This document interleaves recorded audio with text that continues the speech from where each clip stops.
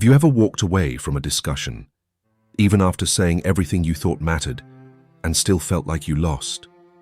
Felt that knot in your throat, as if each word you spoke pulled you farther from your own strength? Maybe you're surrounded by people who talk over everyone, mock what they don't understand, and parade arrogance as confidence. Deep down, you might believe that staying quiet is weakness, that not defending yourself is surrender, that refusing to react means defeat. But what if that's an illusion? What if real power isn't in words at all, but in their deliberate absence? Nietzsche, long misunderstood, grasped a truth few dare admit. Those who speak endlessly reveal too much. Those desperate to convince have already ceded ground. Society insists every conversation is a battlefield where we must prove ourselves, explain, debate, win. Nietzsche offers another way, subtler, sharper, endlessly smarter. Silence not as emptiness, but as presence so dense it unsettles. Silence disorients. It makes others face themselves. This message is for anyone who feels ignored, eclipsed, dismissed. For the one who leaves every exchange feeling unheard. For the easy target, the peacemaker, whose calm is exploited. Maybe you've mistaken your quiet for submission. Today, see it as your strongest weapon. True victory isn't in winning an argument. It's in rising above the need to battle at all. Silence can end fights before they start. It can turn mockery back on the mocker, reveal insecurity behind the loud voice, and transform you from target to mirror. Use silence consciously. Pause instead of protest. Listen instead of defend. Let stillness do the heavy lifting. Your restraint will speak louder than any retort. It won't feel like surrender. It will feel like mastery. Because the greatest power isn't found in the last word. It's found in never needing one. Let's turn to Nietzsche and see how to command any moment without having to say a single word. Why do we feel the need to answer, rebut, correct, or prove we're right? Because we were trained to think truth must be guarded at all costs, that if we stay quiet, we let the other side win. Nietzsche read that impulse as a sign of our deepest weakness, the terror of looking weak. Behind that terror sits the ego, fragile, allergic to questions, quick to mistake disagreement for attack, and eager to convert every chat into a battleground. Nietzsche pointed out that most people aren't hunting for truth when they argue. They're hunting for power. They talk to vocalize their beliefs, not because those beliefs are solid, but because they know they'll shatter if they're shaken. So argument, in this light, isn't wisdom's tool. It's body armor for the ego, a frantic way to keep hold of the story. The moment you feel the urge to justify yourself, to prove your point, you've stepped onto their stage and lost. That urge screams that you still crave acceptance, validation, understanding. Nietzsche called this reflex herd morality, the behavior of people who take their cues from the crowd, who ache to be labeled good, correct, just. Chasing that stamp of approval keeps you weak. True strength, Nietzsche said, isn't in persuading others. It's in having no need to. It's holding your vision steady through laughter, criticism, and rejection. It's being misunderstood and staying unmoved. That's power measured not in verbal victories, but in inner mastery. The calm you keep while everyone else spins out. The authority you gain each time you decide not to react. Remember, a debate is theater. The first one who jumps up to perform has already surrendered. A reactive mind is a mind under someone else's rule. The observing mind, quiet, unhurried, watching, is the one that unsettles because it sits higher than any need to prove. So if words betray us, how do we make others feel that quiet strength? The answer starts where speech ends and presence begins. Nietzsche never wrote for the timid. He wrote for the rare few who dare to look inward, stare at their own misery, and alchemize it into power.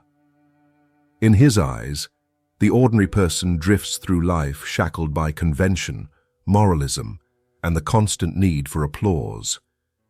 Yet Nietzsche saw the possibility of another kind of human, dangerous, self-possessed, free.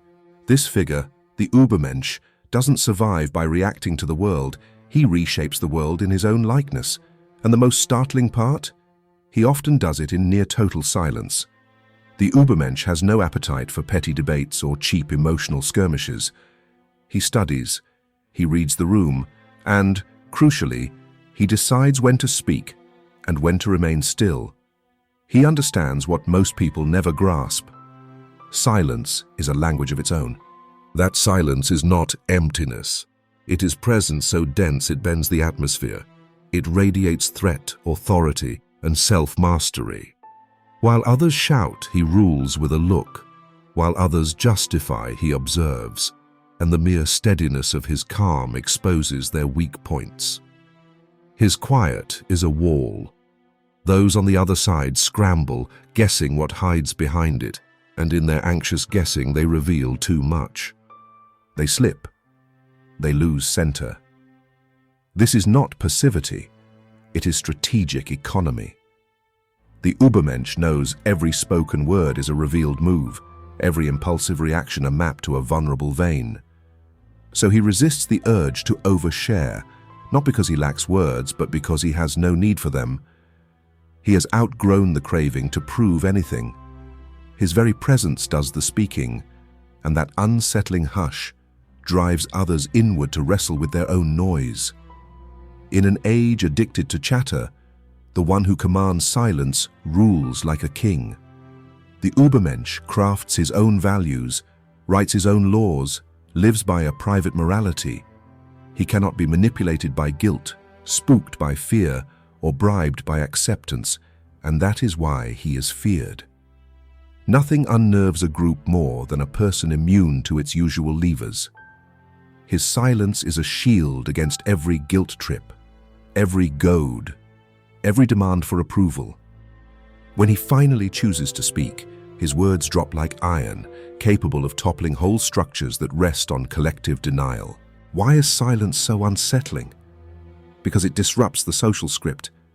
People expect a volley, a rebuttal, a flare of emotion, when confrontation is replaced by a vast, unresponsive calm. Their minds rush to fill the vacuum. They project, confess, and overextend, revealing what they'd rather hide. Silence forces them to face themselves. It turns the battlefield inward. That is the secret Nietzsche exposes. True dominance arises not from endless argument, but from sovereign restraint. The one who governs his own tongue governs the entire encounter. The one who can watch without reacting stands beyond the reach of manipulation. In a world of noisy insecurities, the Übermensch's silence is louder than any speech, and its echo lingers long after the shouting fades. Silence isn't just the absence of sound. It's a mirror, and what it reflects can be unbearable. When you choose not to react, you don't merely quiet yourself. You force the other person to hear their own words echo back at them. They have to sit with their arguments alone, without the comfort of pushback. That's when things wobble, because most people don't speak to express truth. They speak to cover it up, to convince themselves, to plug the gap between what they say and who they really are. Your silence strips that disguise away. Social psychology studies confirm what Nietzsche sensed years ago. In a tense exchange, silence often registers as judgment. You may be calmly listening, yet the speaker suddenly feels bare, uncertain. Why? Because without your reply, they lose the steering wheel. Their amygdala, the brain's fear alarm, flares. A swirl of thought spins up. Is she judging me? Can he see I'm bluffing? In that swirl, silence turns into an invisible blade. No one sees it swing, but everyone feels the cut. Most people live as slaves to their own impulses, talking out of vanity, reacting out of panic, filling every gap so they won't be forgotten. The person who masters himself does the opposite. He keeps still because every unnecessary sentence is a pawn handed to the other side, every flash of emotion a flare that marks a weak spot. Nothing melts a manipulator faster. These people need your reactions the way a fire needs oxygen. Starve them of it and their script falls apart. They reach for your buttons and find none that work. Their cool mask slips and you glimpse the shaky face beneath. Silence also stirs old hurts in ordinary folks. Ghosts of rejection, abandonment, humiliation creep out when words receive no answer. The quiet tells them they are not the center. Their comments are not enough. Their presence does not automatically impress. For a brittle ego, that is torture. So when you refuse to react, you aren't just protecting yourself. You're striking at the softest core of their illusion. Yet silence is hard, for them and for you. Everything you've been taught screams. Defend yourself, explain yourself, respond. Holding your tongue feels like stepping off a cliff. That is precisely why it holds power. It demands mastery, and mastery is real strength. Now that you see what silence does inside another mind, how it stirs worry, unravels defenses, unbuttons egos, it's time to stop observing and start wielding it on purpose. The goal is not passive withdrawal, but conscious control. Step 1. Stay quiet when every nerve begs to talk. The urge to reply is poison.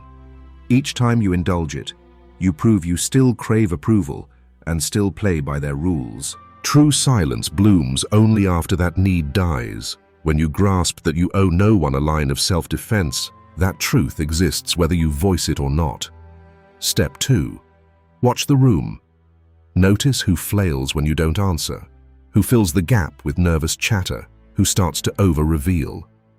Their reactions hand you a map of their insecurities. Step 3. Speak sparingly, strike precisely. When you finally choose a sentence, let it land like a weight. One well-timed line after a long pause can topple a petty argument faster than 10 minutes of back and forth. Step 4. Withdraw again, return to quiet. Let the echo of your words and the vacuum that follows do the heavy lifting. In a noisy culture, people remember the person who said the least, but made them think the most.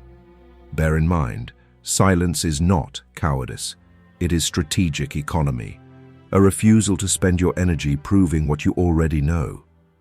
It shields you from traps, breaks manipulation loops, and turns every conversation into your terrain. Use it often enough, and you'll notice a shift. Others lean in when you finally talk. Bullies back off when they can't get a rise out of you. Meetings slow to your pace. Your calm spreads unease in those who trade only in noise. Nietzsche's warning still stands. The crowd pushes us to explain, justify, chatter non-stop, because the crowd is terrified of the person who cannot be steered by words. Choose silence, and you rise above that fear. In a world addicted to volume, your quiet becomes thunder. The second form of silent power is observation. While others pour out words, trying to plug every gap with explanations, you simply listen. But you do not listen like someone waiting for a turn to speak. You listen the way a hunter listens for a twig snap in the dark. You catch the fear threaded between sentences, the tiny contradictions, the swagger that masks insecurity. You store all of it. Then if you decide to speak, your words land like a scalpel, cutting and precise. The third form is time. Let the pause stretch. A well-placed silence is pure tension, and tension is leverage. As the other person talks, waiting for a reaction that never comes, they start to implode. The quiet swells. Their mind races to fill it with guesses, worries, and half-imagined judgments. One measured look from you, carried on that hush, can do more damage than 10 polished rebuttals. The fourth form is unpredictability. Master silence and you become unreadable, and the unreadable is always feared. When people can't predict you, they lose their edge. They grow cautious, weigh their words, second-guess every move. You shift from reactive to magnetic. The dialogue orbits you. Silence is no longer an absence but a gravitational field. Yet do not confuse this silence with passivity. Nietzsche never praised weakness. The stillness here is active, tight, fully charged. You aren't withholding out of fear, you are positioning, choosing the ground, conserving energy, ready. When the right moment comes, after silence has done its work, you may use a single focus sentence, not louder, simply truer, deeper, undeniable. The discussion ends because the air has already been cleared for that one strike. But power is not always about winning the point. Sometimes it's about survival. There are rooms where people aren't merely debating, they're feeding on you, steering, draining, quietly rewriting the terms while you sit mute. In those moments, silence can turn from strategy to surrender. It becomes the voiceless cry of someone who has lost the reins of their own life. Nothing is more perverse than being taught that this surrender is maturity, that swallowing anger, yielding ground, dodging conflict at any cost, is balance. Often that version of silence isn't wisdom at all, it's submission wearing a noble mask. Remember, the Übermensch is silent by choice, not by conditioning. His quiet stands on unshakable self-command, not on fear of trouble. Use silence as a weapon, not a cage. Nietzsche saw it with brutal clarity. The peace most people cherish is often nothing more than domesticated surrender. Notice how certain individuals exploit your calm, your impulse to listen, to overlook, to avoid confrontation. They slip their ideas in first, expand their territory, occupy your space, and you let it happen. You tell yourself it's not worth a fight, that harmony matters more, that it's no big deal. Yet the cost of that false peace is enormous, and worst of all, those people know you will never push back. Nietzsche called this the morality of slaves, a value system forged by the weak to survive in a world ruled by the strong. It's a code of resignation, guilt, and compulsory niceness, whispering that shrinking makes you virtuous.